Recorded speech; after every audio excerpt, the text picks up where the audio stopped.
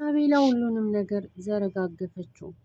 ሳቤላ እንግዲህ በተኛችበት አባቷን እፈራለሁኝና ዛሬ አብረኸኝ ደር ስለምፈራ ነው። ግን ደግሞ ዲና እኔ ጋር ብትተኛ ምንም አትልህም ወይ አትቆጣህም ወይ ብላ ባቀረበችው ጥያቄ መሰረት አባቷ ዛሬ አብሯት አድሮ ነበርና አብሯት ካደረ በኋላ ግን ያየውን ነገር ማመንም ሆነ መቀበል አልፈለገም ማለት ነው። ሳቤላ በተኛችበት አባቴን ተውልኝ፣ እኔን እንደፈለጋችሁኝ አድርጉኝ እያለች እነሱ ናቸው ሊገሉን ነው እያለች ስትለፈልፍ ነበር ማለት ነው። ባለፈው ክፍል ላይ እንግዲህ ዲና ሳቤላን እናትሽ መቼም ላትመለስ ሄዳለች ብላ በነገረቻት መሰረት ራሷን ፌንት በልታ ነበረ።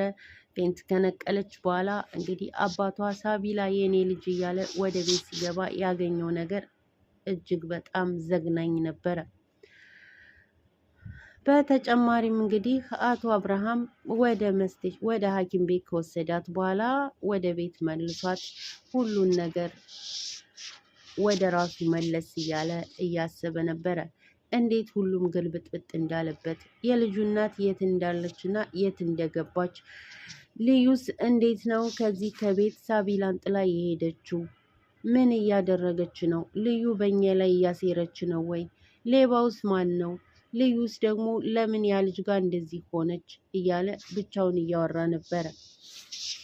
ሁሉም ነገር ግራ የገባው አብርሃም አሁንም ቢሆን በሀሳብ ላይ እያለ ዲና መጣችና አባቴ ምንድነው የተፈጠረው ስትለው ልጄ ምን ሆና ነው እያለ ልጄ ከትምህርት ቤት ስትመጣ ደህና እንደነበረች አውቃለሁኝና ከገባች በኋላ ምንድነው ያጋጠማት? ምን አርጋችኋት ነው ሲላት የውሸት እንባዋን እያነባች እኔ ባልወልዳት ነው ወይ ሳቢላን እንደዚህ ያልከኝ? እኔ እኮ ባልወልዳትም አሳድጊያታለሁኝ።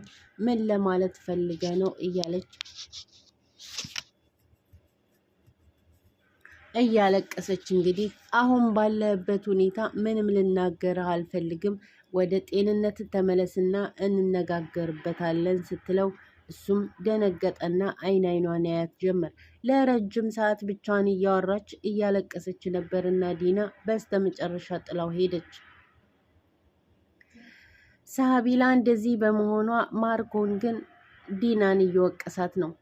አሁንም ቢሆን የደብዳቤውን እውነት ካላገኝ አልተኛም አለችው። እሷ እንደጻፈችው እኔ ነኝ ያለች አይደለም ወይ? ለምንድን ነው እንደዚህ የምትዩ ሲላት በጭራሽ ሳቢላ ያንን ነገር ልትጽፍ አትችልም። አባቷን የሆነ ነገር እንዳናደርግባት ስለምትፈልግ ምንም ቢሆን ምንም ልታደርግ አትችልም። እዚህ ደብዳቤ ውስጥ ወይም ዶክተር አለችበት ወይም ልዩ አለችበት ብላ ተናገረች። እሱም ብዙ ማሳመኛዎች ስትነግረው የልዩን የሳቤላን ደብተርና ወረቀቱን አምጥቶ ሲያስተያየው በፍጹም የማይገናኝ ሲሆን እንዴት ልሸወር ቻልኩኝ እያለ በጣም ተናደደ።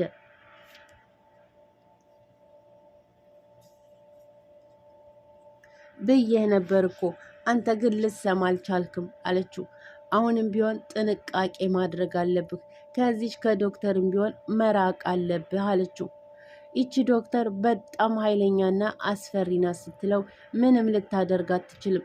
ለመሆኑ የዚችኔ ዶክተር ምን ነገር ይዘህባት ነው እንደዚህ እርግጠኛ ይሆንከው አለችው። እሱን ጊዜው ሲደርስ እነግርሻለሁ ነበር ያላት። እንግዲህ ዶክተር ርብቃም ለጓደኛዋ ለፊ ደውላ የተደረገውን ነገር ሁሉ አወራችው።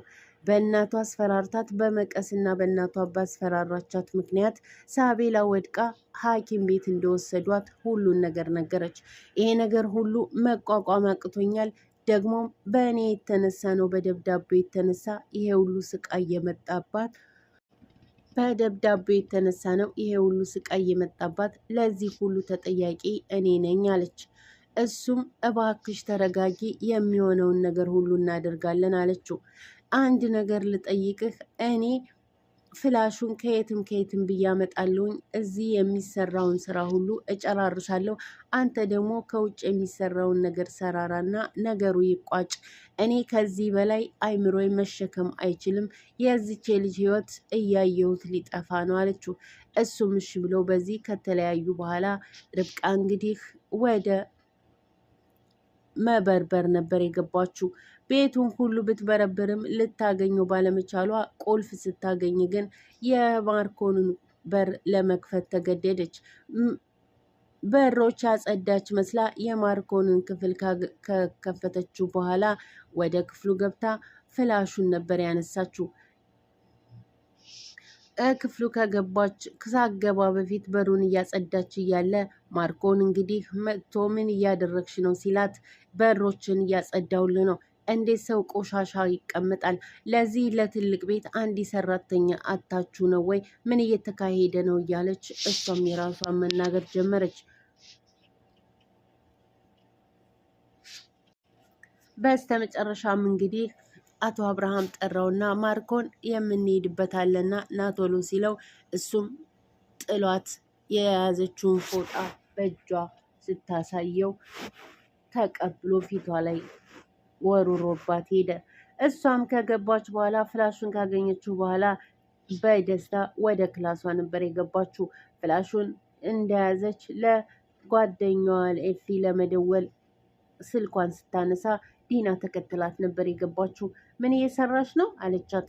ምን ልትሰሪ ነው ክላስ የገባሽው? ክላስ ዘግተሽ ምን እየሰራሽ ነው ስትላት፣ ምንስ ብሰራ ምን አገባሽ አለቻት። ከዛ አንቺ ሴትዮ በማያገባሽ ነገር አትግቢ አለቻት። ያሹ ፍላሽ ምንድን ነው አለቻት። ፍላሹማ ፊልም ላይ ስል ነው የመጣሽው ስትላት፣ ተጠንቀቂ እኔ ከኋላሽ ነኝ ብላ ጥላት ሄደች። ማርኮንን እንግዲህ ስለ ልዩ ካሰበ በኋላ አብርሃም ማርኮንን ከመጣ በኋላ ልዩ ለምንድን ነው ደብዳቤ ጽፋ ወደ ሀገሯ ሄዳለች አላላችሁኝም ነበር ወይ ሲለው፣ አዎ ሲል፣ ታዲያ ለምንድን ነው እዚህ ሰፈር ወቅት ሳረግ ያየኋት ብሎ አለ። እንዴ ልዩን በጭራሽ አይሆንም ብሎ በእርግጎ ሄደ።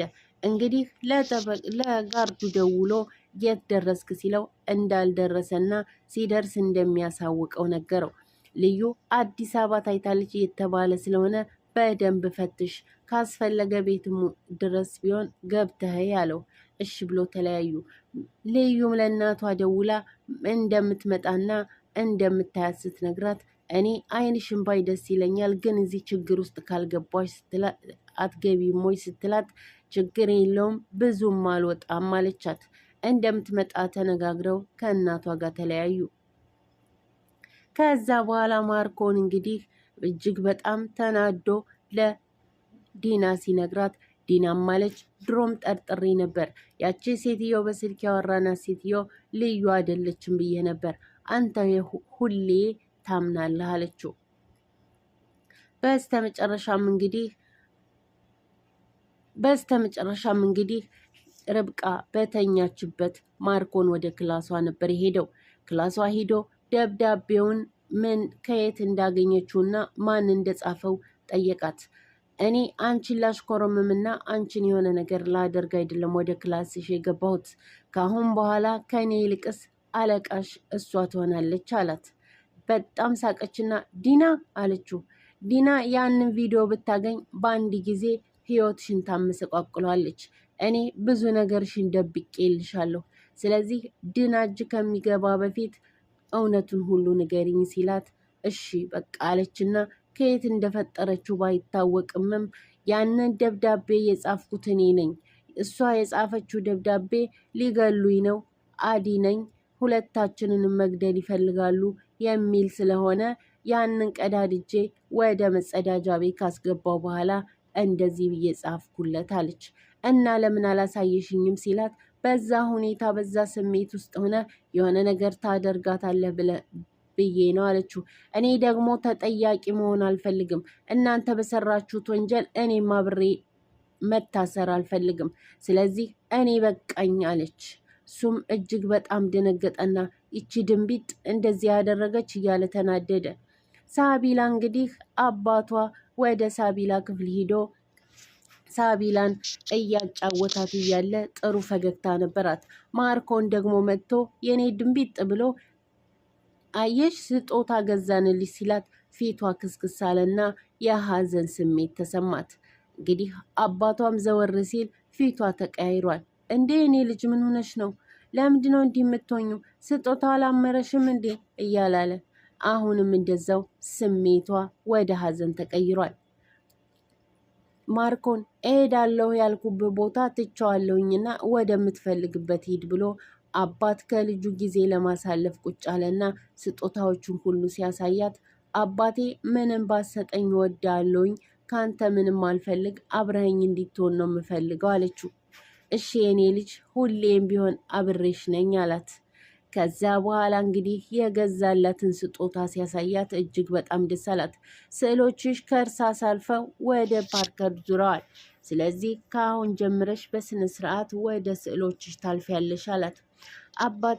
አባዬ በጣም ወዳለሁኝ የኔ ውድ አባት አለችው።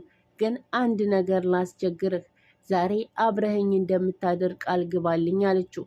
እሺ ብሎ ቃል ገባላት። እኔ ጋር ብትተኛ ዲና አትቆጣም ያለችው። እንዲህ እናትሽን ከመቼ ጀምረሽ ነው ዲና ያልሻት ብሎ ሲላት፣ በቃ በስህተት ነው። አዎ እማዬ በይ አላት። እሺ አለችው። እንግዲህ ዲና እጅግ በጣም የምታሰቃያት ሴት በመሆኗ የተነሳ ዲና ብላ መጥራት ጀምራለች። አባቷም አብርሃም ግራ ተጋብቶታል።